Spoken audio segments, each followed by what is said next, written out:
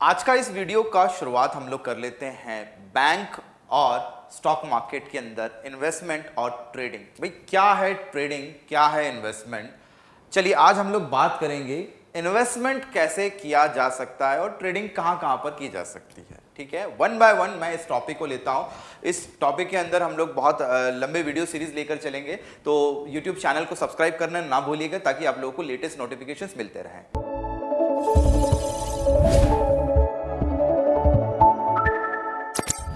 चलिए आज हम लोग बात करेंगे, पहला टॉपिक हम लोग उठा रहे हैं आज, एफडी फिक्स डिपॉजिट क्या होता है। फिक्स डिपॉजिट यानी आप लोग एक लमसम अमाउंट के अंदर बैंक में एक फिक्स डिपॉजिट कर देते हैं जो आपको साल भर के अंदर 7%, 8% या 8.25% तक के रिटर्न्स आपको एनुअली देता रहता है। दैट मीन्स आपके पास बचे हुए पैसों का एक बल्क अमाउंट इन्वेस्ट कर दिया आप लोगों ने बैंक के अंदर, और साल दर साल ये आपको 8% के आसपास के रिटर्न्स आपको देता रहता है। ये हो गया एफडी। सेकंड टॉपिक उठा रहे हैं हम लोग आरडी। आरडी का मतलब होता है रिकरिंग डिपॉजिट, यानी जो आदमी लमसम पेमेंट नहीं इन्वेस्टमेंट कर सकता। जैसे एफडी की बात करें तो एफडी में मेरे पास में अगर 1 लाख रुपए होगा तो मैं साल भर के लिए 1 लाख रुपए को मैं फिक्स डिपॉजिट कर देता हूं और मुझे 7% का ब्याज मिलता रहता है या 8% का वेरिएबल ब्याज मिलता रहता है। जब जब ब्याज दर बढ़ेगा मुझे ब्याज दर बढ़ा हुआ मिलेगा और जब घटेगा तो मुझे घटा हुआ ब्याज मिलेगा। एक टेन्योर होता है फिक्स्ड जिसके अंदर हम लोग पैसे को विड्रॉ नहीं कर सकते। दैट मीन्स वो फिक्स्ड हो चुका है, उसको हम लोगों ने एफडी बोल दिया। लेकिन आरडी उससे अलग है। भाई जिनके पास में 1 लाख रुपए का लमसम अमाउंट नहीं होता है वो करता है फिक्स डिपॉजिट की छोटी छोटी एसआईपीज, यानी एक टाइप का इन्वेस्टमेंट है बैंकिंग चैनल के अंदर, बट लमसम अमाउंट में ना होते हुए हर महीने 1000, 2000, 5000, 10,000 या फिर 100 रुपए से भी स्टार्ट कर सकता है। उसे हम लोगों ने बोल दिया आरडी, यानी रिकरिंग डिपॉजिट। रिकरिंग का मतलब है बार बार हर महीने आप लोग एक छोटा सा अमाउंट फिक्स करते हैं और वो अमाउंट आप अपने बैंक के अंदर इन्वेस्ट कर देते हैं। इसके ऊपर भी आप लोगों को 7 से 8% तक का एनुअल ब्याज जो है वो मिलता रहता है। तो ये दो जो इंस्ट्रूमेंट हैं या दो जो प्रोडक्ट हैं ये बैंकिंग चैनल के अंदर यूज होते हैं, FD and RD. But third वाला जो प्रोडक्ट है जिसकी बात आजकल सभी लोग करते हैं, एसआईपी या सिप बोल दीजिए या तो बोल दीजिए सिस्टमैटिक इन्वेस्टमेंट प्लानिंग। अब ये सिस्टमैटिक इन्वेस्टमेंट प्लानिंग कहां कहां पर हो सकता है? भाई systematic investment planning banking channel में भी हो सकता है, systematic investment planning stock market में भी हो सकता है, कमोडिटी में भी हो सकता है, गोल्ड में भी हो सकता है, और तमाम असेट मैनेजमेंट के अंदर हम लोग एसआईपीस को जनरेट कर सकते हैं। आजकल इस दौर में हर कोई चाहता है कि मैं छोटे छोटे इन्वेस्टमेंट करता रहूं और इन फ्यूचर जाके मुझे एक बड़ा सा कॉर्पस अमाउंट इकट्ठा हो जाए जो मेरे रिटायरमेंट के लिए काफी होगा। तो एसआईपी कितने रुपए से स्टार्ट करना चाहिए आपको, किस एज में आपको एसआईपी स्टार्ट करना चाहिए, इस वीडियो के अंदर अपन पूरा देखेंगे। प्रॉपरली हमें एसआईपी हमारे रिटर्न्स या फिर हमारी अर्निंग के ऊपर स्टार्ट करना चाहिए। सबसे पहला आप लोगों का जो गोल होगा वो गोल होना चाहिए कि मैं अर्निंग कितनी कर रहा हूं, मेरा इनकम कितना है।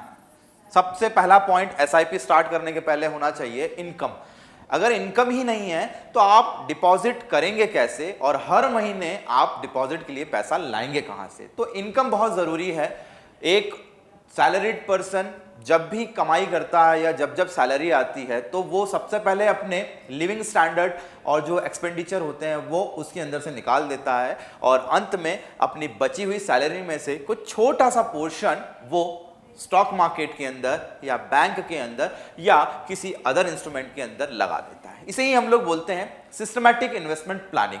अब कितना परसेंट अपनी इनकम का हमें एसआईपी के रूप में डाल देना चाहिए जिससे हमारी लिविंग स्टैंडर्ड पर भी फर्क ना पड़े और एक प्रॉपरली इन्वेस्टमेंट भी होता जाए। तो एसआईपी के अंदर इनकम का 10 से 15% का आप लोगों को एक अमाउंट हर महीने पर मंथ बैंक में या स्टॉक्स के अंदर या गोल्ड में या फिर और बहुत सारे ऐसे इंस्ट्रूमेंट या प्रोडक्ट है जिनके अंदर हर महीने आप लोगों को डाल देना चाहिए।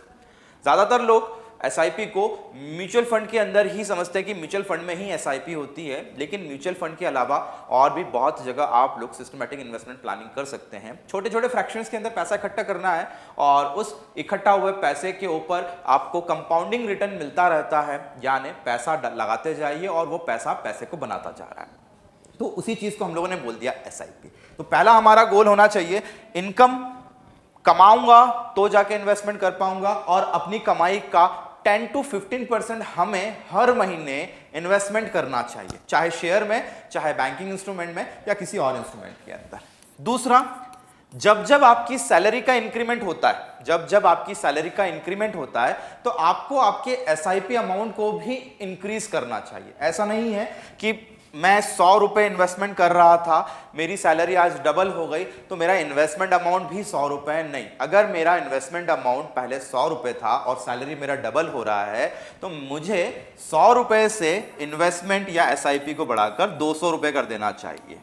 यानी जैसे जैसे आप अपने इंक्रीमेंट की तरफ जाते हैं वैसे वैसे एसआईपी को भी इंक्रीज कीजिए, यानी इन्वेस्टमेंट जो अमाउंट है उसको बढ़ा देना चाहिए। तो सेकंड नंबर का पॉइंट बड़ा इजी है। पहला, इनकम कीजिए, उस इनकम का 10 से 15% इन्वेस्टमेंट कीजिए। दूसरा पॉइंट, जब जब इंक्रीमेंट मिले तब तब आपको आपके एसआईपी के अमाउंट को बढ़ाना चाहिए। और थर्ड पॉइंट है, एसआईपी करने के लिए आप देखिए कि आपका रिटायरमेंट प्लानिंग कब का है, कब तक आप इन्वेस्टमेंट करना चाह रहे हैं। बिकॉज बिना गोल, बिना टाइम के एसआईपी करने का कोई वैल्यू नहीं है। अगर आप लोग एसआईपी किसी पर्टिकुलर गोल के लिए कर रहे हैं तो उस गोल के लिए आपको उतने अमाउंट को इकट्ठा करना भी पड़ेगा। लेट्स सपोज आपको एसआईपी आपके घर बनाने के लिए करना है। ज़्यादातर जॉब करने के 5 साल या 10 साल के अंदर हम अपने घर का प्लानिंग करते हैं, उसके बाद में बच्चों का प्लानिंग, उनका एजुकेशन, उनका लाइक फर्दर स्टडीज़, और साथ ही साथ अपने रिटायरमेंट प्लानिंग, ये सारे एसआईपी के मेन गोल होते हैं। तो हमारा मेन गोल क्या होना चाहिए? हमारा मेन गोल होना चाहिए कि आपको आपके गोल के अकॉर्डिंग ही इन्वेस्टमेंट करना है, और एक गोल आपको सेट करना पड़ेगा और उसी गोल के अकॉर्डिंग आपको आपके इन्वेस्टमेंट अमाउंट को हमेशा बढ़ाना चाहिए। सिंपल सा 3 बेसिक फंडे हैं जिसके ऊपर आप लोग एसआईपी कर सकते हैं। इनकम का 10 से 15%, हर इंक्रीमेंटल पर आपको एसआईपी को बढ़ाना चाहिए। और थर्ड वन, आपके रिटायरमेंट प्लानिंग या आपके शॉर्ट टर्म गोल्स या लॉन्ग टर्म गोल्स का टेन्योर या फिर उनका टाइम। ये 3 चीजें आप लोगों को हमेशा एसआईपी करते वक्त ध्यान देना चाहिए। ऐसे ही मजेदार वीडियोस के लिए आप मेरा channel the trading institute like, subscribe और शेयर करना बिल्कुल ना भूलिए। जय हिंद।